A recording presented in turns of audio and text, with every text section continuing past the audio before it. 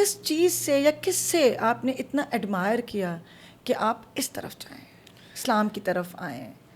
ये शुरू से जो है ना मुझे हिट करती रहती थी चीज़, ये पहली बार नहीं था, इससे पहले भी मेरे फेज़ आता रहता था, मुझे हिट करता रहता था इस्लाम बीच बीच में ना, कि मैं सोचता रहता था कि नहीं यार इस्लाम क्या, किस तरफ दुनिया जो है ना फील होता था फेक फेक के, नहीं यार आखिरत तो है ही ना।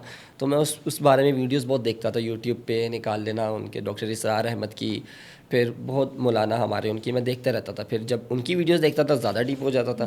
फिर मैं नमाज़ों की तरफ, फिर एक अल्लाह टेस्ट लेता ना कि अच्छा चल मेरी तरफ आ रहे, टेस्ट तो लूँ इसका कितना ही मेरे पास आया है। वो टेस्ट में फ़ेल हो जाना, फिर इस तरफ आ जाना, तो फिर उस तरफ चले जाना, फिर इस तरफ आ जाना। इस बार का मैंने फैसला लेना, नहीं जी अब नहीं, अब अगर इस तरफ गया तो इंशाल्लाह वापस नहीं आना। एक चीज़ थी यूट्यूब, अल्लाह वो ही हिट करता है ना, अल्लाह वसीले ही लाता है। तो ऐसे ही फ़ोन ऐसे स्क्रॉल कर रहा था तो एक सामने आई थी दायूस वाली वीडियो, वो मुझे बहुत हिट कर गई। मैंने बोला वाकई जब हम छोटे थे गर्लफ्रेंड्स थे, रिलेशंस थे, ठीक है, स्कूल में होते थे, ठीक है, हर लड़के लड़कियों के होते थे।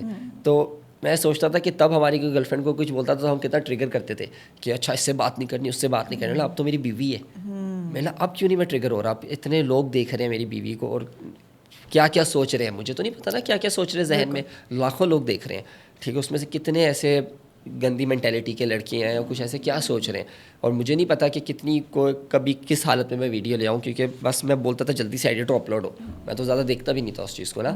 तो वो चीज़ बहुत हिट की, मैंने बोला पहले अब तो ये बीवी है और ऐसा तू क्या कर रहा है, तो वो चीज़ बहुत हिट की, एकदम से फैसला है जज्बाती, मैंने बोला बस यही है, नहीं करना। उसी वक्त मैंने वीडियो बना के यूट्यूब पे डाल दिया, अब नहीं आऊँगा आइंदा के बाद फैमिली। तो जो आपकी जो प्रीवियस वीडियोस थी फैमिली की, वो सारी फिर आपने वो डिलीट की, वो सब डिलीट सब सिवाय पॉडकास्ट के। पॉडकास्ट फिर मैंने शुरू किया था बीच में, वो तो अभी भी है, जो मेरे अकेले है ना जिसमें वो है, बाकी सारी डिलीट। इसको डिलीट करते हुए कुछ फील नहीं हो? क्योंकि देखिए एक चैनल आपके पास मौजूद है, उसकी आपको व्यूअरशिप भी आ रही है, आपकी पैसिव इनकम लगी हुई है, तो उसके अंदर मतलब क्विट करना थोड़ा सा शेकी? नहीं, उसकी इनकम इतनी नहीं थी। अगर आप फॉर एग्जांपल जो मेरी पुरानी वीडियोस मैंने छोड़ी हुई है ना पहले यूट्यूब पे, तो अगर उस पर भी व्यूज़ भी आते तो उसकी इनकम इतनी नहीं है, आती है मगर इतनी नहीं है कि आप उसको छोड़ दो, ठीक है यार व्यूज़ आ रहे हैं आपको इनकम आती रहेगी, उसकी इतनी नहीं है। तो वो इतनी चीज़ मैटर नहीं करती मुझे, तो इसलिए मैंने फ़ौरन ही डिलीट कर दी। वो जो उसी मंथ जो पैसे आ गए ना बस वही है। आप उसको ये नहीं सोच सकते लॉन्ग टर्म लेके यार अच्छा व्यूज़ आते रहेंगे, उतने पैसे आते रहेंगे, उतने आते हैं मगर इतने ज़्यादा नहीं आते जितना आप सोचते हैं।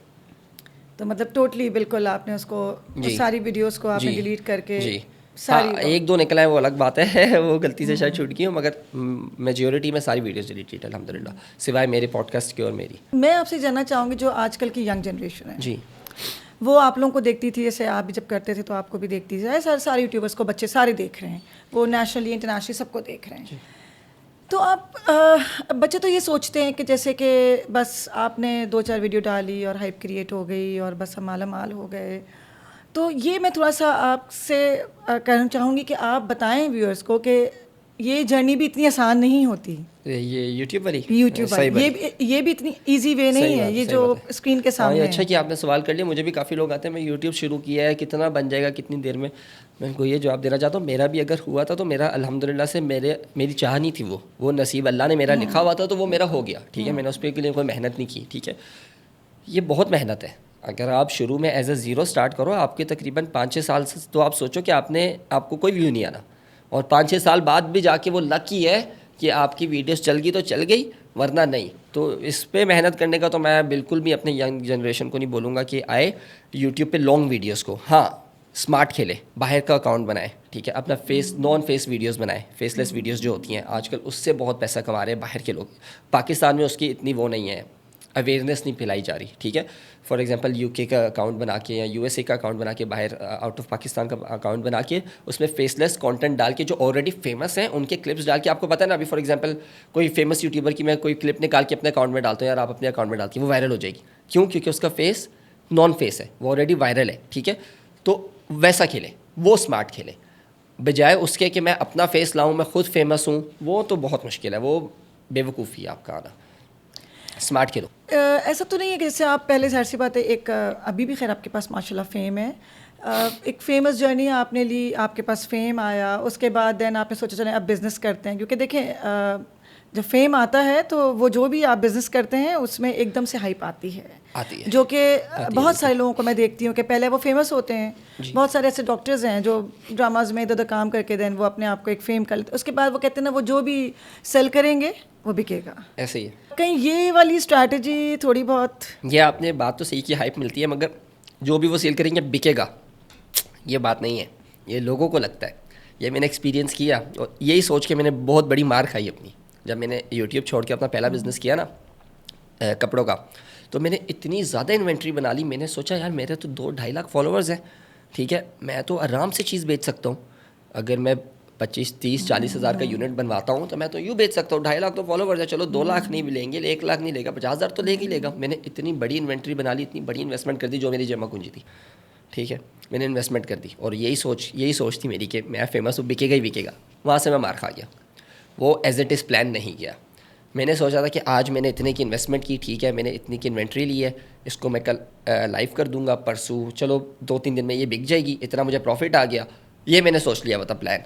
अब जब वो मैंने उसको लॉन्च किया, मैंने लाइव किया, वो वैसा एज प्लान नहीं किया। वो सेल हुई मगर मेरे मुताबिक नहीं, जो मैंने सोचा हुआ था कि मेरे इतने फॉलोअर्स हैं, ये तो मेरा आराम से बिक जाएगा, सारा ही बिक जाएगा, 2 दिन में मैं आउट ऑफ स्टॉक हो जाऊँगा। एज प्लान वो नहीं गया, ठीक है। तो वहाँ से मेरा दिल ऐसा टूटा कि मैंने जो है ना उधर से बैठ गया। मैंने फिर उसको कंटिन्यू नहीं किया बिज़नेस को। वो इन्वेंट्री ऐसी पड़ी हुई है, मेरा काम करने का दिल ही नहीं किया, ठीक है। तो ये सोच के अगर आप, ये बंदे लोग सोचते हैं ना कि यार ये फेमस है, इसका बिकेगा ही बिकेगा, नहीं जी। ये जितने फेमस लोग काम कर रहे हैं ना, उनको अगर वो वीडियोस देख रहे हैं, ये वीडियो देख रहे हैं, तो उनको अच्छी तरह पता होगा कि ऐसा बिल्कुल भी नहीं है। बहुत मुश्किल है चीज़ बेचना। अपने फॉलोवर्स ऐसे पैसा नहीं खर्च करते। उनको बताना, अपनी चीज़ अच्छी लाना, सबसे पहली बात प्रोडक्ट अच्छा, ठीक है। और दूसरी बात लोगों को, अपने फॉलोवर्स को बताना कि हमारे प्रोडक्ट में फ़ायदा क्या है, ठीक है। वो चीज़ बहुत मैटर करती है। आपको सेल करनी आनी चाहिए। ऐसा नहीं है कि हम किसी फेमस बंदे ने आज लाइव की और वो बिक गया। वेरी टफ, बहुत मुश्किल है, ऐसा बिल्कुल भी नहीं है। लेकिन आपने भी तो अपने व्लॉग्स के अंदर आप कहते हैं फादर का बिजनेस था जो कि हॉस्टल का था, वो आपने शो किया। हॉस्टल का वो मेरा बिजनेस था। हाँ, मतलब आपने शो किया ना, और उस टाइम आप पीक पे थे। हाँ जी। तो आपने वो चीज़ एक शो की थी कि मैंने वो आपके एक दफ़ा व्लॉग देखा था कि जिसके अंदर आप पूरा हॉस्टल जब आपका बन रहा था जी, तो रेनोवेशन हो रही थी, तो उस टाइम आपने वो पूरा उसके ऊपर आपने आई थिंक 4-5 कांस्टेंट ब्लॉग्स थे कि जी अच्छा ये हो गया। तो वो भी तो यही स्ट्रेटजी हो सकती है। हाँ, उस वजह से भी अल्हम्दुलिल्लाह से अब जो जहाँ पे हमारा हॉस्टल है ना, वहाँ पे हॉस्टल की बहुत नीड है, क्योंकि हमारे हॉस्टल के पीछे एक बहुत बड़ी एकेडमी है, वहाँ से बाहर से लोग आते हैं वहाँ पे पढ़ने। तो वहाँ पे आप जितने भी हॉस्टल बना लेना वो कम है। नहीं तो कौन नहीं चाहेगा एक फेमस के साथ रहना।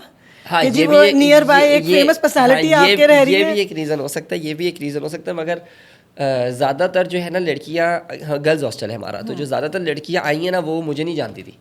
मगर उनको बाद में पता चला अच्छा ये आपका हॉस्टल है। पता नहीं शायद वो प्ले कर रही थी या उनको पता था ये नाटक कर रही थी, मगर उनको रहने के बाद पता चला अच्छा ये आप लोगों का हॉस्टल है। ऐसे सीन था।